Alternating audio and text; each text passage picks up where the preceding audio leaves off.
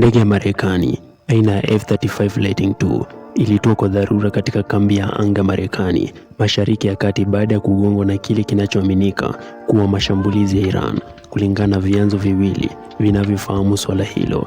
Captain Tim Hawkins, msemaji wa United States Central Command, alisema ndege hiyo ya kizazi cha 5 yenye uwezo wa kujificha kwenye rada ilikuwa ikifanya operesheni ya kivita juu ya Iran ilipolazimika kutoka dharura. Hawkins alisema ndege hiyo ilitua salama na tukio hilo linafanywa uchunguzi. Ndege ilitua salama na rubani yuko katika hali thabiti, aliongeza Hawkins. Tukio hilo linaendelea kuchunguzwa. Tukio hilo linaweza kuwa mara ya kwanza kwa Iran kugonga ndege ya Marekani tangu kuanza kwa vita mwishoni mwa mwezi Februari.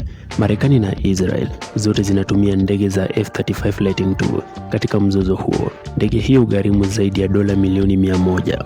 Hadi sasa, Marekani imepoteza ndege nyingine katika vita hivyo, ingawa hakuna iliyothibitishwa kugongwa na silaha ya adui. Ndege 3 za kivita aina F-15 Eagle zilidunguliwa kimakosa na ulinzi wa anga Kuwait, huku wahudumu wote 6 wakifanikiwa kujirusha nje salama. Wiki iliyopita, ndege ya kujaza mafuta angani aina Boeing KC-135 Stratotanker ilianguka magharibi mwa Iraq, ingawa chanzo chake bado hakijajulikana. Jeshi la Marekani lilisema tukio hilo halikusababishwa na mashambulizi ya adui wala moto wa kirafiki. Wahudumu wote 6 waliokuwa ndani ya KC-135 walifariki dunia.